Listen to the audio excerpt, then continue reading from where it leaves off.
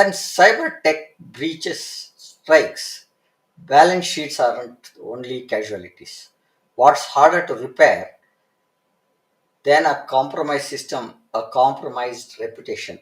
In this episode, with Lieutenant Colonel Santosh K, a decorated cybersecurity veteran, digital forensic expert, to explore how trust becomes most valuable and vulnerable asset in the age of cyber exposure.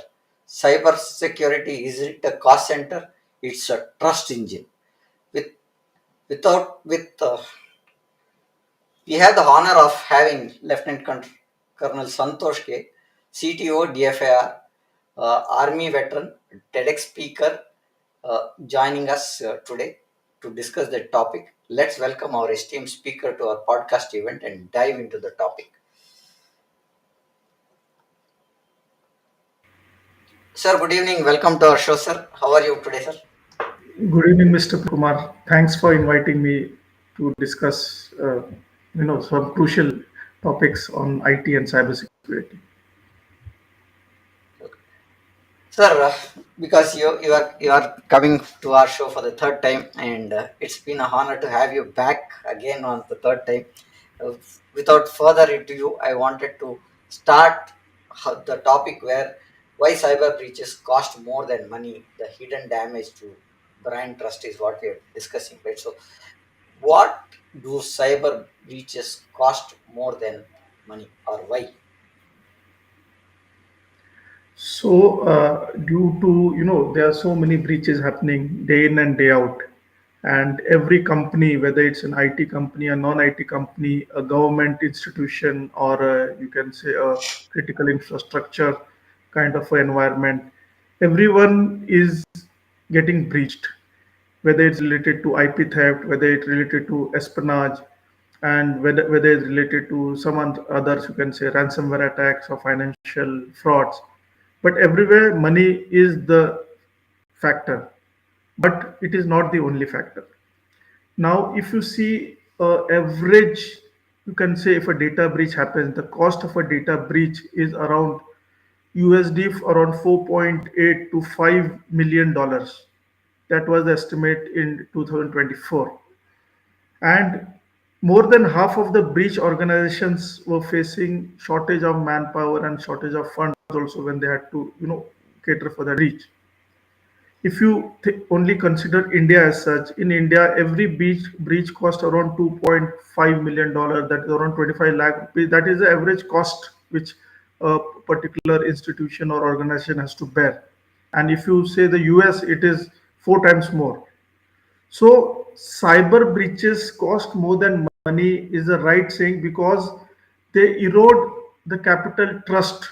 They erode the trust, damage the brand equity, and trigger long tail impacts on regulations, leaderships, and market positions that outline or outlive that particular initial financial hit.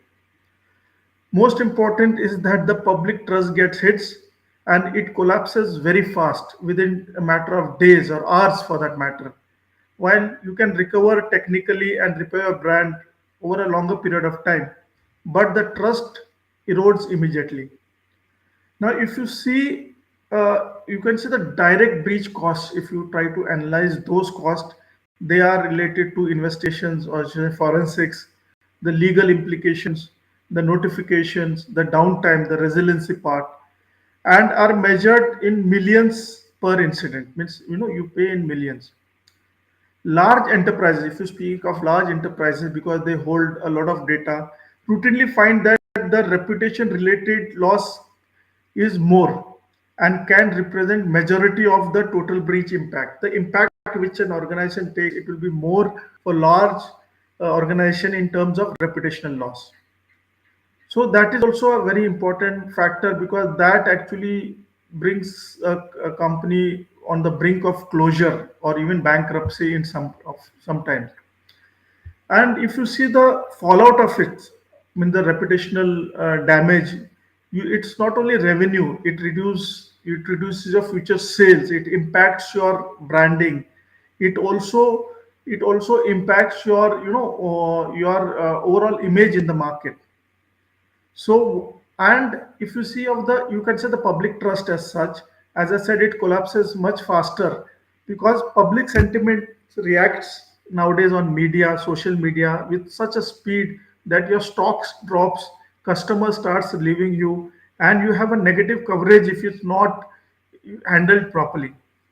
And once a user, any user, from it's me or it may be you, feels unsafe with the data held with the company which is being breached, any company, it may be a email service provider, it can be a company where you hold your stocks, it may be a government organization which holds your social security numbers or any kind of data, personal PIIs.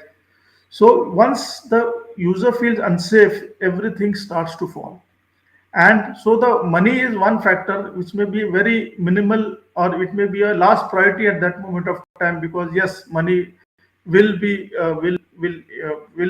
impacted, means you'll lose money, but this is there. And so if you see the World Economic Forum also brings something called a digital trust, right? So they speak about digital trust.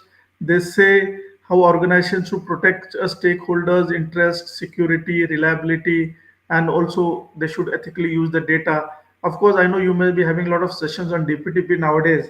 So that also is a part of, when a company or when an organization get breached. And lastly, for this question, what I want to tell you is that treating cybersecurity as brand equity means investing in resilience and transparency. So you should be very, very careful while a breach happens. You should handle it very properly, and of course, we should also be transparent to the regulators, to the public whose data has been breached and who have also been impacted along with your organization. Sir, you mentioned only take the image, not only money. What will happen, or what is that unseen fallout after a financial loss? Because we only see something as a brand reputation, your stock goes down, everything is there. What do we don't see in after a issue of like this? See, unseen fallout, as I mentioned, is first which comes to anyone's mind is the reputational damage, right? Because the reputation damage is much bigger than the financial loss, and it actually, as I mentioned, it brings down your not your reputation, and so your stocks also, and reduces it. You know what it does, it every new it makes sales more difficult for your particular product. Okay. And expensive also for that matter, due to the higher reassurances and compliance and overheads which will come after a breach has happened.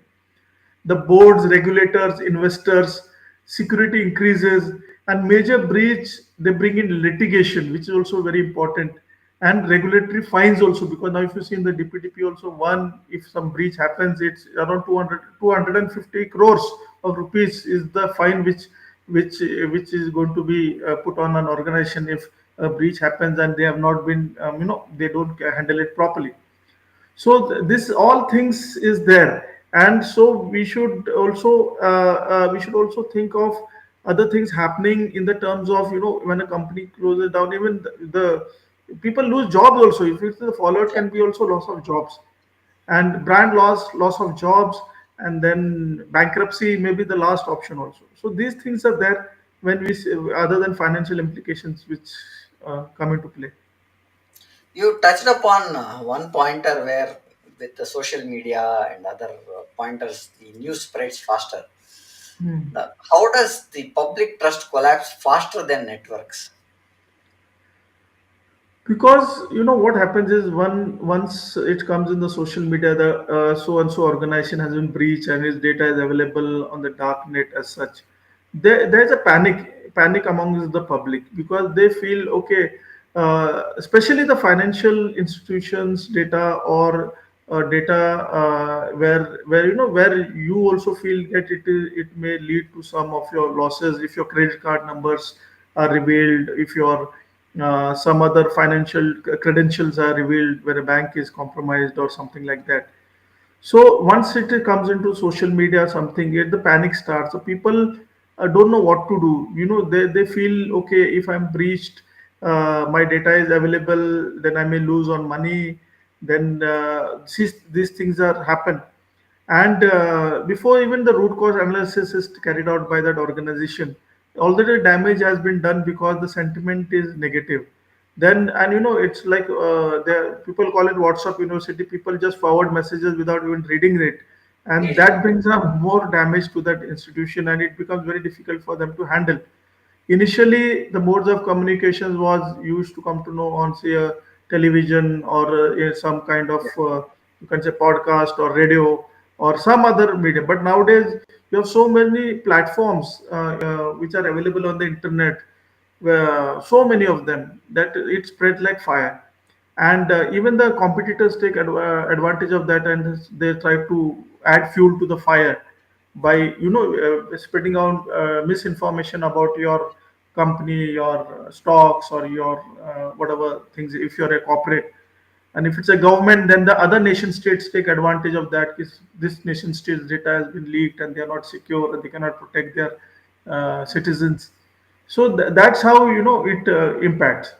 And when the panic sets in, people are unsafe. Then they do lot of things. Means they go to any extent. Yeah. Forget pulling out the data. Like people, like I remember one of the case when one of the financial institutions was breached. So in that case, people started selling funds and all of that particular institution, because they thought, okay, their money, they're going to lose the money. Well, Because that particular institution, but not realizing that that's a total different, correct. thing, getting breached, and someone losing the funds, money out of the funds. I That think is there. what you're saying is, I think, see, you can recover the data, but what happens is, what you're saying, the news spreads faster, right? And Hmm. it does not. What you're saying is, trust cannot be recovered, but you can recover the data. Is what you're saying in, as a pointer. Am I right in saying that, sir? Yeah, somewhat that, but not totally that. I'm saying that trust falls faster than, means faster than anything else. Data can be recovered, data can be protected, in the sense that there are some, you can say, measures can be put in place by informing, changing passwords, securing the data more, having your perimeter defenses more protected, carrying out a audit, or so there are many more things which can be done, but trust, it will be very difficult to build trust back. How does one breach redefine a brand's identity? Because one breach, as you started, can we look at that pointers? Okay, so whatever single breach can flip a brand. It's like flip a brand from a trusted brand to a negligent brand. Means they can say, "Ki, it was trusted, but they're so negligent, they cannot provide proper security," because the incident becomes a story lens. It's a lens through which everyone sees the future actions, and they judge them in that way. So whether that identity, the company has identity comes to that the company has failed to protect us. The company is no more stronger, or it's no, it cannot hold on. So it is like that whatever happens in the first golden window, we call it as 72 hours. Whatever action it's been taken in terms of trying to not only protect the interest of the stakeholders, but also how they present themselves becomes very important. So, it's not that there have been many cases where responsible companies have handled it very responsibly, and they have not lost the trust of the stakeholder, nor have they got their brand being damaged. So it's like that. So one breach can actually make or break your brand. A breach attacks a brand's core, you can say a core promise, is of safety of reliability. So basically, it attacks the core of that. And also, it is very important that breach and the post behavior of that particular organization after the breach means if the speed of disclosure of information, the regulatory, the compensation, the informing the stakeholders, informing the regulators becomes a definitive or a defining narrative which can either make or break your reputation in the market. So the transparency and accountability is what people want an organization to take. Sir, what happens is we discussed few pointers where we said once the message is passed, Hmm. uh, the disruption is already there and the message is passing across and you cannot control it, right? And in that scenario, can crisis communication outpace the misinformation? Yes, if you ask me, yes, it can if handled rightly, and that should be the right way. Communicating to everyone, up the channel, down the channel, and to everyone. So because misinformation is a void, no, wherever there's a void, misinformation fills that void, and it becomes like a catalyst, and it spread so fast as we talked about.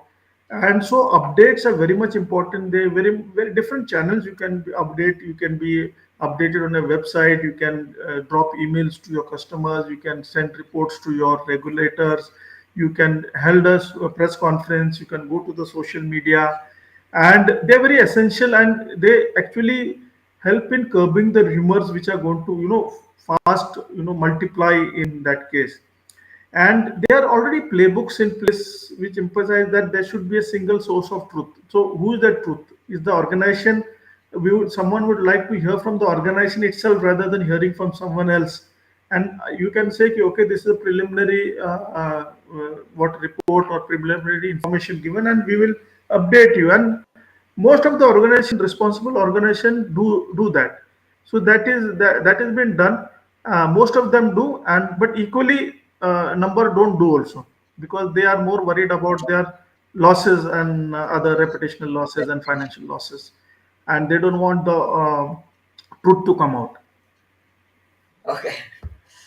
Sir, what you are saying is you should either inform it before 72 hours. That's the response rule is what you are saying. And the second point is you need to cut down that miscommunication.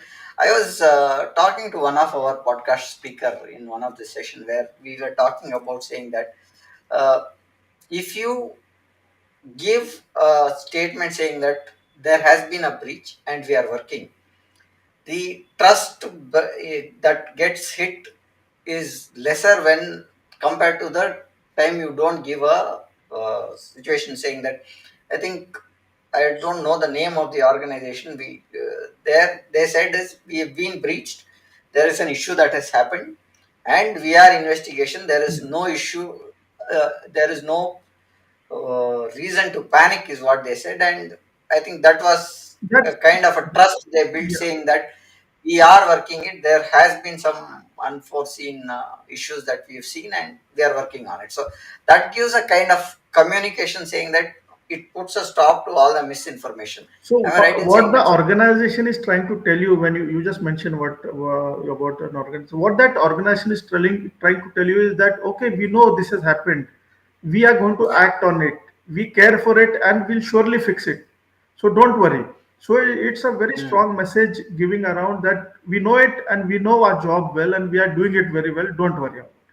So that strong Yeah. messaging is very important, and so that brings confidence in everyone, whoever is impacted by that particular breach. Sir, can brand trust be measured like?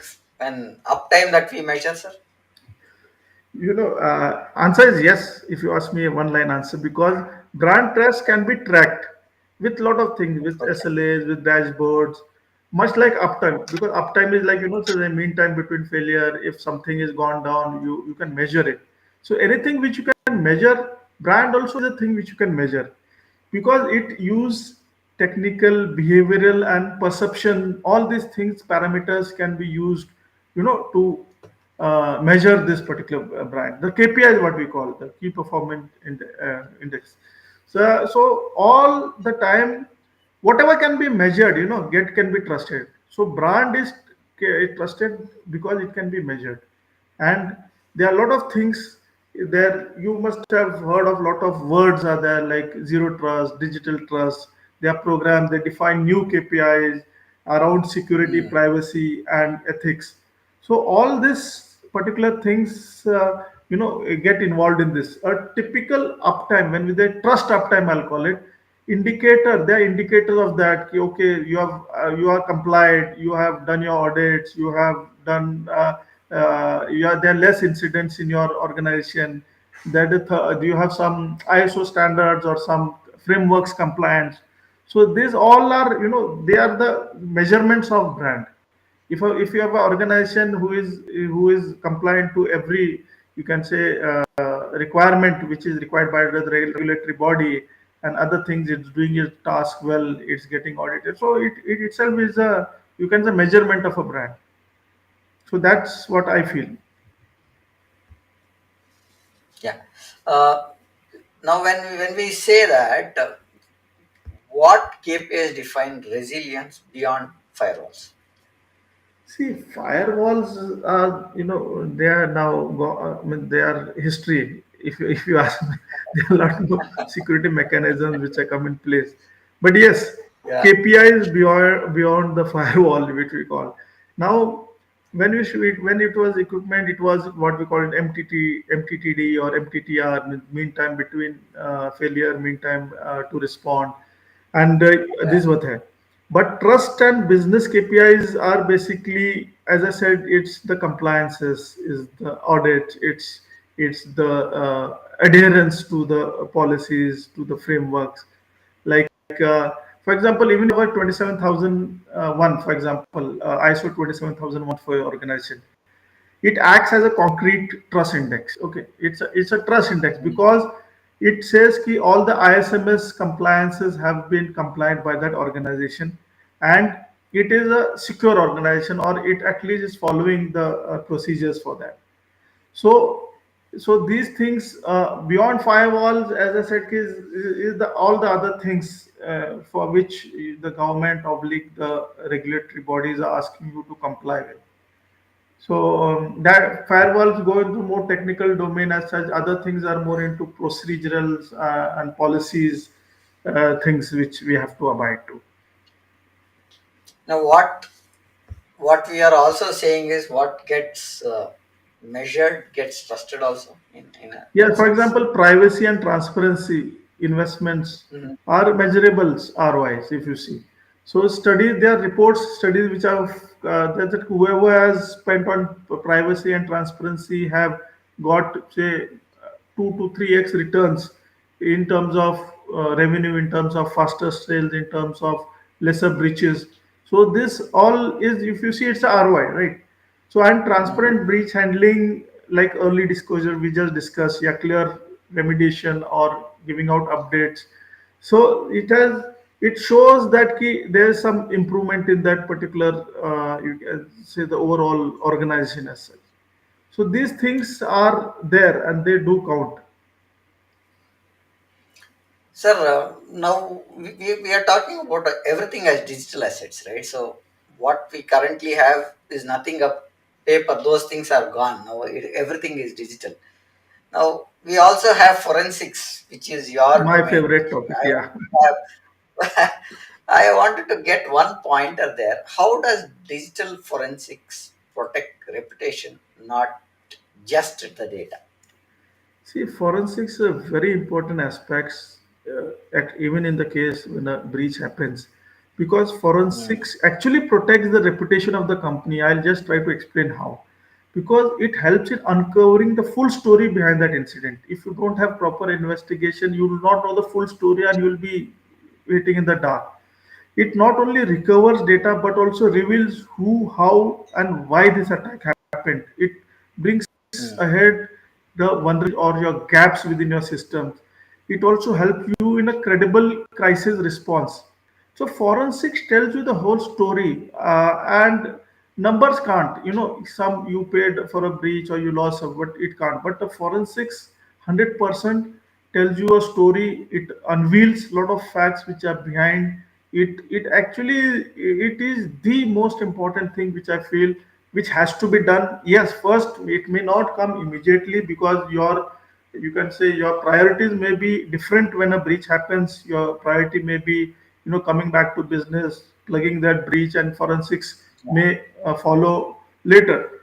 But it is the, you can say, soul of the, you can say, your again rebuilding your brand, I'll call it. So because you will require to explain how it happened, what happened, and what actions you have done to do it.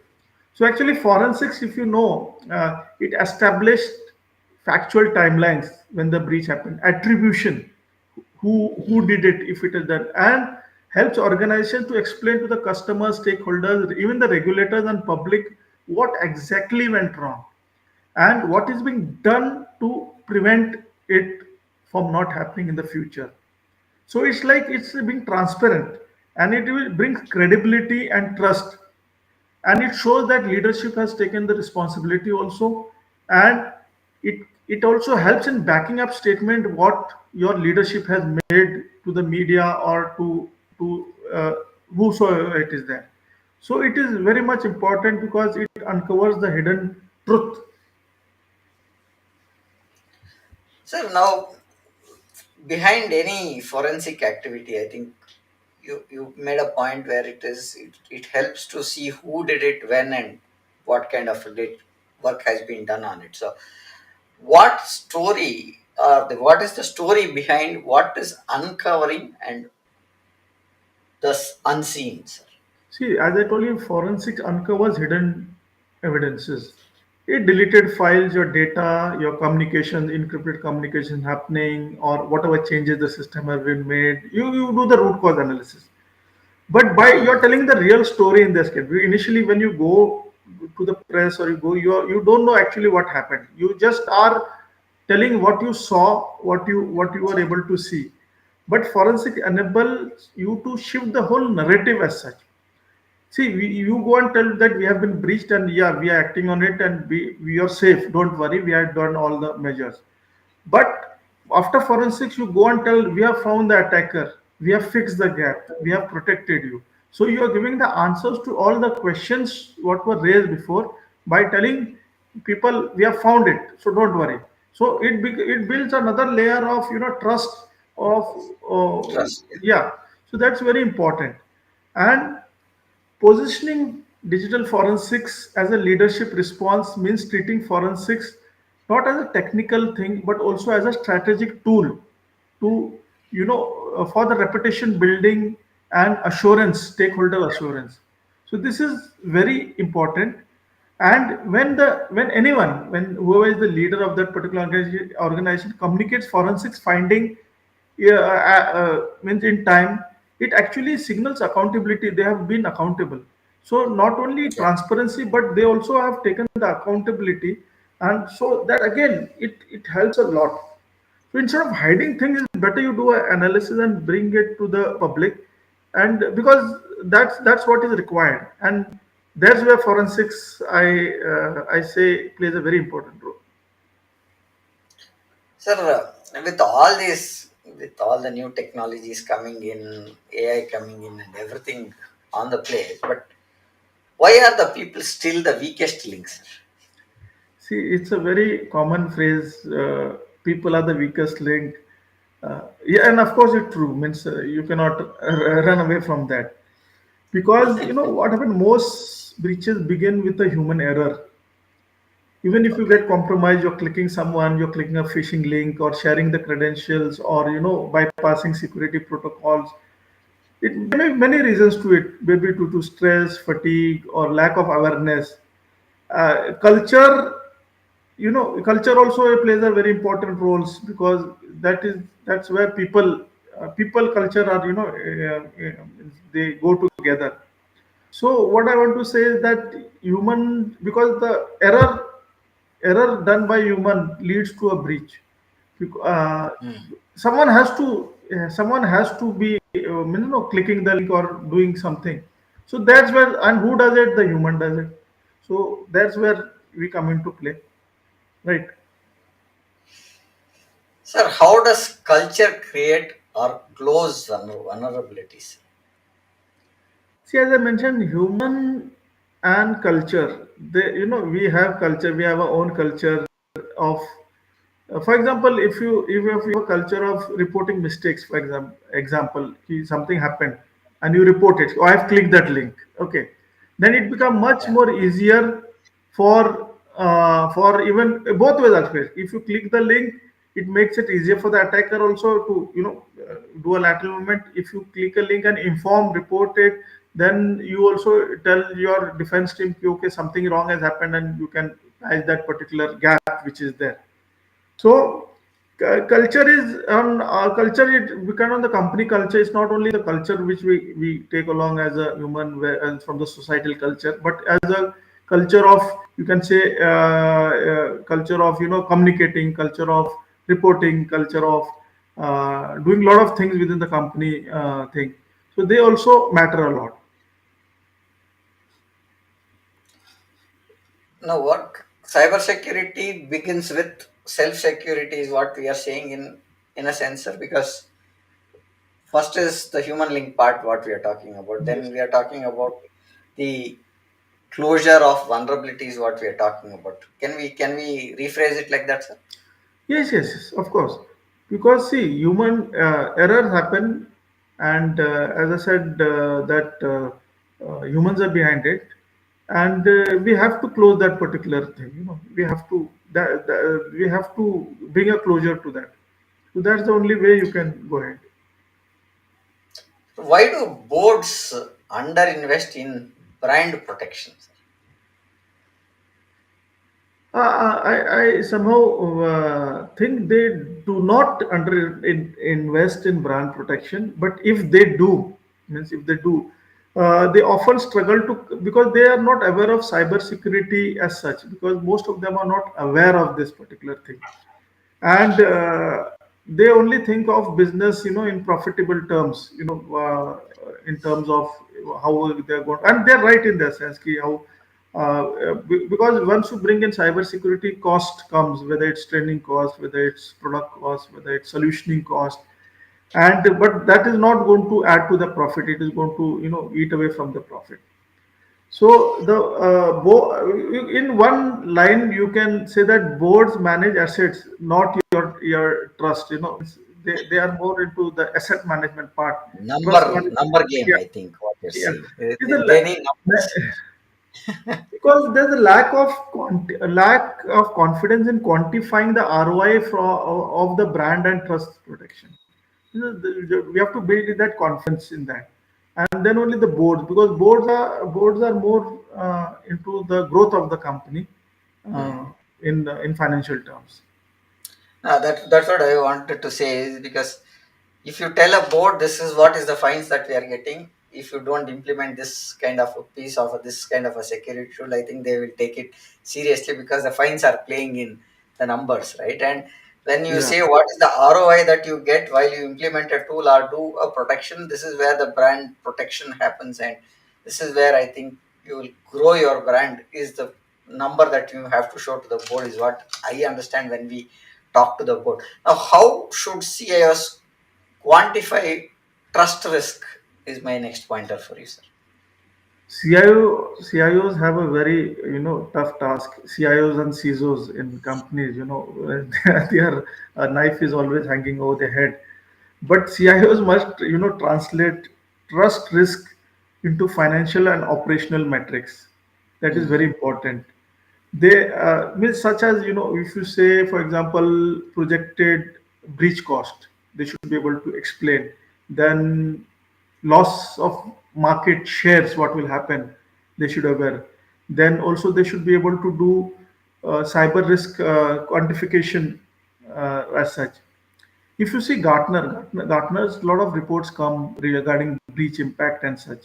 What it shows, I was just reading one of the reports, latest report. It shows that organizations with robust, quantified trust programs experience fewer breaches, and they have very lower recovery cost, and the stakeholders' confidence is much high.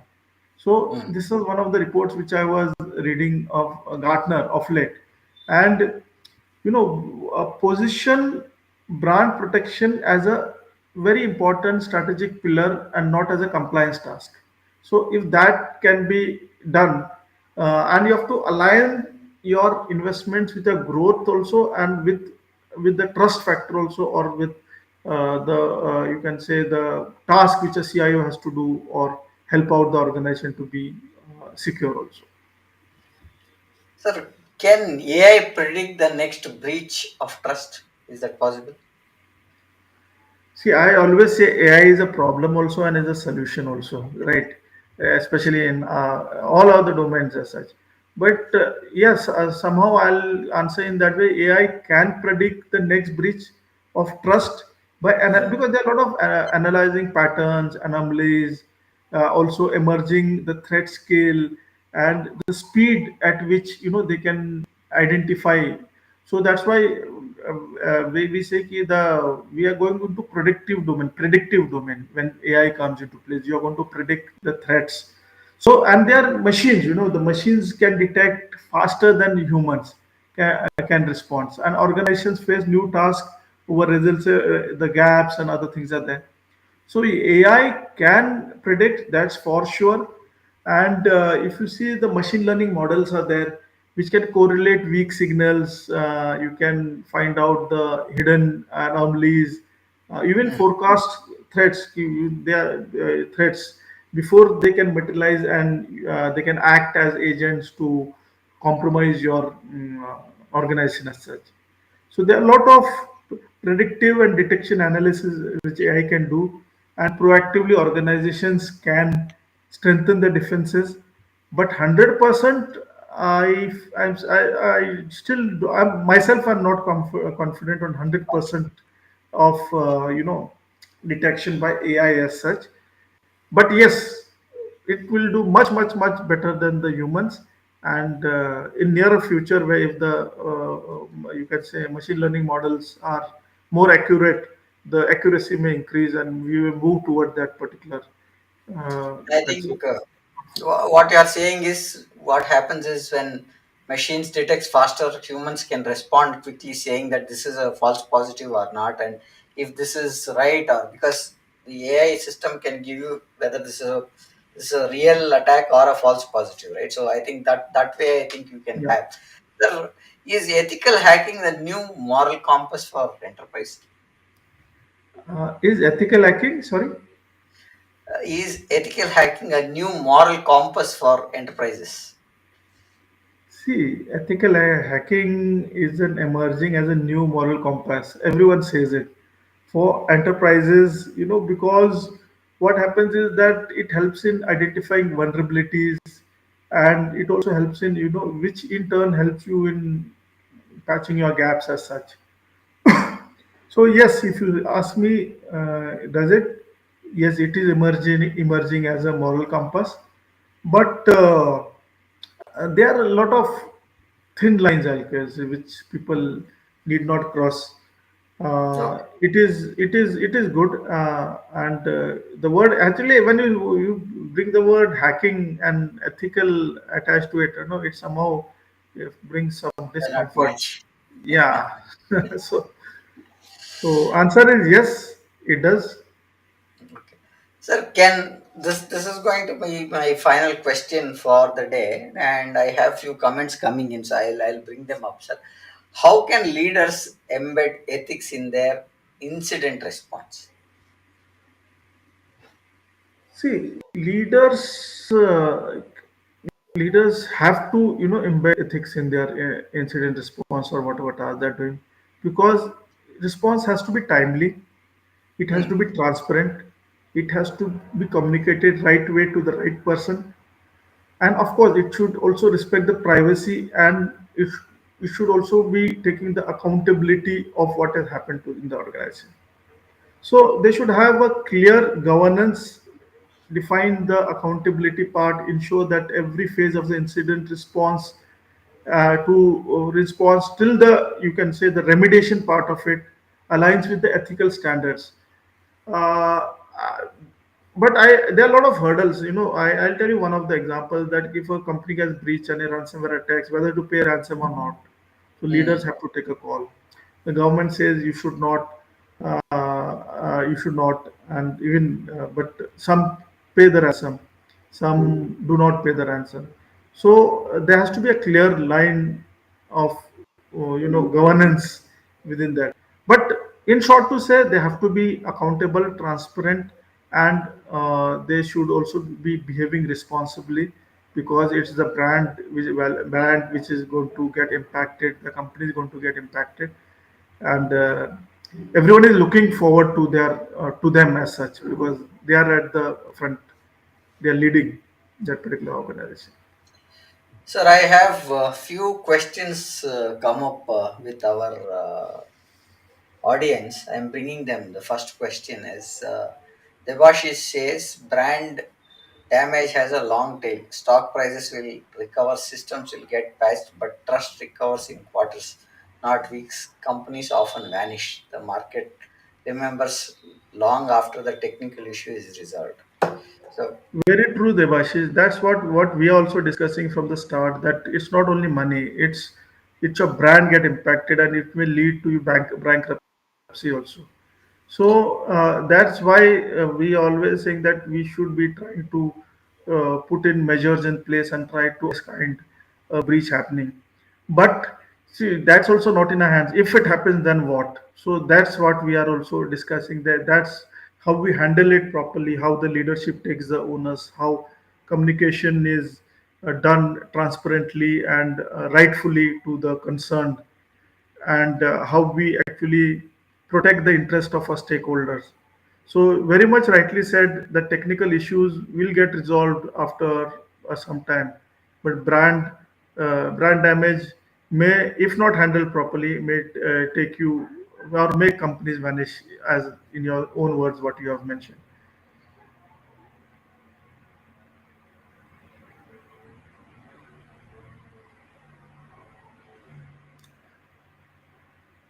I think you're on mute, Mr. Player. sorry, sir. This question is again from Debashis. He says, Santosh ji, during a breach, who defines your brand? Your company, attackers, or the media? How do we reclaim that narrative? See, the brand is from before. That's why you have been attacked, right? So you defined your brand. You means your company defines your brand to what level. And we just mentioned how a brand can be defined. If it is abiding by the all the frameworks, if it is doing the compliance audit, if it is has highest sales revenue. Of course, there are many factors to that, but it's not the attackers who define the brand, not the media who defines the brand. It's you, the company will define your brand, and Hmm. it's you who will reclaim the narrative. You'll set the narrative. You fine tune the narrative and play it as per your terms. But yes, the second part of the question: if you don't do it, then the attackers and media will play the narrative. So the brand will be defined by you, but the narrative will be played by the person who is the first person to come in the forefront and you know give the rightful information or be the source of truth. Then we have another question from Arvind and Raghavan. Are there ways to reconstruct forensic data if they are intentionally deleted or destroyed? So, how do we rely they are? 100% the data can be recovered if it is intentionally deleted or destroyed. But there are few you can say caveats to that. Means it is when I say it can be recovered, if deleted, of course recovered, but if it has been wiped by some, you can say, military standard tools, or if the data has been multiple times overwritten, then there is less chances. Less chances in the sense that then you may not get the whole data as such. And if so, reliable, how reliable are they? They're 100% reliable, because being in the forensic uh, industry for more than now 27, 28 years, whatever data has been recovered is reliable data, and it can be proved it's the same data which is there. But yeah, one thing, as I said, that if the data has been, you can say, wiped by some, some mill grade wiping tools, or in some cases, then it becomes difficult. But it can be reconstructed, and deleted data can be recovered. So there's another question from Arvindan, is that what should be the right percentage of investment to cyber security protections compared to revenues? I think what we are saying is how do we budget the protections when compared to revenues is what I think Arvindan wants to understand. See, the budgeting, of course, its budgeting will also depend on the size of the company, the type of company, whether it's in which sector it is operating. So if it's operating in the financial sector, or if it's is a CIR, if it's a, for example, BFSI sector, then budgeting will be higher. But if it's not that critical sector, if it's a textile or something, then the budgeting will be less. Then also it depends on the profit margins and the profits, how much the company is making. Then also it will depend on how much kind of data it's holding, like PII data is holding. Like if it's like, since the DPDP, now we are going to implement it very shortly, so it will Hmm. also it is very very you can say uh, mentioned in the DPDP as such, how as such. So the percentage, right percentage, will depend on a lot of factors, and it will also depend on the country you are on, the laws of the country. So that is there. So there's no right figure. I'll say 10%, 20%, or you can say 5% as such. But there are multiple factors which will depend the percentage of investment in the precautions which you take. Thank you for that, sir. I've taken some notes on the key takeaways that we have taken from this session. Before we conclude, I just wanted to run through them to you, sir, and to the audience. Cyber incidents damage confidence faster than code, is what the first thing that we understood. The second point is DFIR isn't a tech; it's a storytelling with evidence, right? So that's what we are talking about. Ethics and transparency restore credibility. Boards must value reputation as an asset class. That's what we want to tell the board, saying that it should consider reputation as the primary focus, because once the reputation is there, it's very hard to get back that reputation, is what we are trying to say here in as many as words that we are.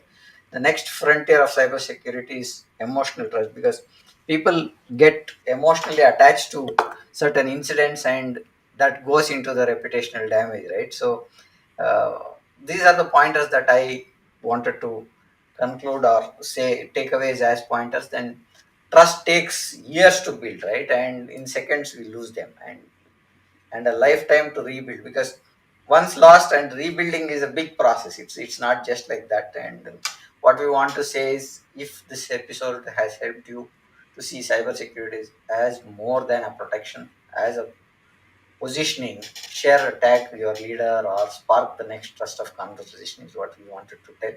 And because power of knowing forum, we don't defund the data, we define confidence, is what I would like to say. Because the speakers that we have been bringing to this platform is that we wanted to have that trust built, where what we talk makes a value as a takeaway, is what we want to say.